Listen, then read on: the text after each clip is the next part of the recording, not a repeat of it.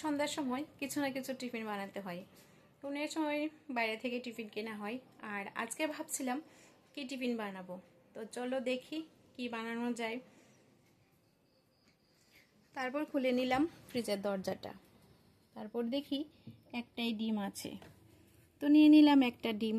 আর সঙ্গে দেখেছিলাম ক্যাপসিকাম ছিল, তো ক্যাপসিকামগুলি নিয়ে নিয়েছি। আর সঙ্গে নিয়ে নেব টমেটো, এই যে টমেটো, তো টমেটোগুলো নিয়ে নিয়েছি। আর এখন বানাবো চাউমিন, তো সাথে থাকো, আমার চাউমিনটা বানিয়ে ফেলি।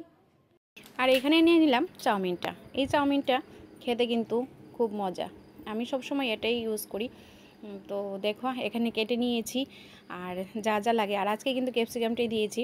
আর এখানে বসিয়ে দিয়েছি আমার বয়েলটা, যে চাউমিনটা বানাবো সেই বয়েলটা এখানে বানিয়ে দিয়েছি। আর তার সঙ্গে কিন্তু একটু তেল দিয়ে দিয়েছি।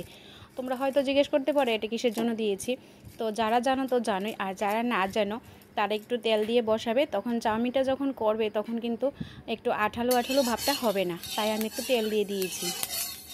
আর এখানে দেখো আমার কড়াইতে তেলটাও গরম হয়ে গিয়েছে, তার মধ্যে আমি একে একে দিয়ে দিলাম পেঁয়াজগুলি। তো পেঁয়াজটা দেওয়ার পর কুচি করে কেটে রেখেছিলাম, একটু লাল হবে তারপরে আমি বাকিগুলি দিয়ে দেব।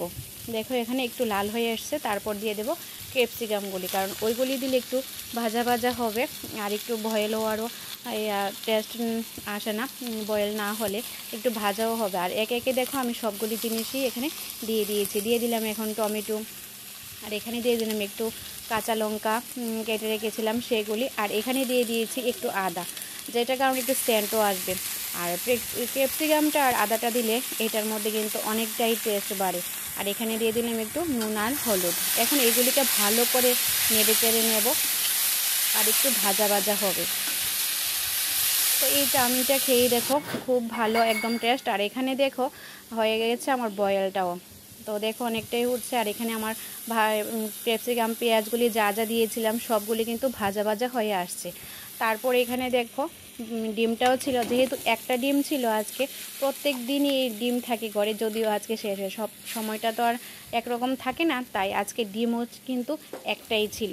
তো একটা ডিমই আমি মাঝখানে দিয়ে দিয়েছি। আর এখানে দেখো ভালো করে এখানে নেড়ে চেড়ে নেব, মাঝখানে দিয়েছি মানে ডিমটা একটু ফ্রাই হবে ভালো। এরপর একসঙ্গে মিশিয়ে নিয়েছি, ভালো করে মিশিয়ে এগুলিকে একটু ফ্রাই করে নিয়েছিলাম। তারপর দিয়ে দেব ওই বয়েল করা চাউমিনটা। দেখো একদম কিন্তু একটার সঙ্গে একটা লাগছে না, বা আঠালো ভাবটাও কিন্তু হচ্ছে না। দেখো এখানে আমি একে একে সবগুলি চাউমিন দিয়ে দিলাম। তো এক একজনের রান্নাটা কিন্তু আমাদের এক এক রকমেরই হয়, তো আমি যেভাবে করি সেভাবেই তোমাদের আজ শেয়ার করলাম। তো প্রত্যেক দিন তো আর ক্যাপসিকাম ওইগুলি থাকে না, ঘরে যেটা থাকে এটা সেটা দিয়েই বানাই।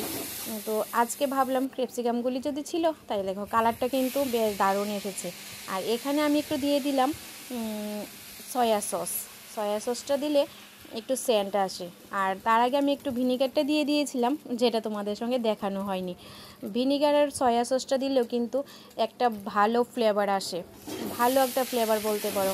যেরকম আমরা বলি যে চাউমিনের ফ্লেভারটা কেন আসে না, অনেক সময় রেস্টুরেন্টে গিয়ে খেলে সেরকম একটা ফ্লেভার আসে, ঘরে কেন আসে না। আমি কিন্তু ভিনিগারটা আর ওই সয়া সসটা দিয়ে আজকে এখানে ফ্রাই করেছি, কিন্তু কিছুটা হলেও দোকানের মতোই কিন্তু একটু ফ্লেভারটা এসেছিলো। আর ক্যাপসিকাম দিয়েছিলাম 2 ধরনের, ওটাতে কিন্তু একটু ফ্লেভার আসে। আর এখানে দেখো এখানে কিন্তু আমি রেডি করে নিয়েছি সবগুলি প্লেট। এবার চলো ওদের মুখ থেকে শুনি কি বলে। তুমি কেমন হয়েছে বলো।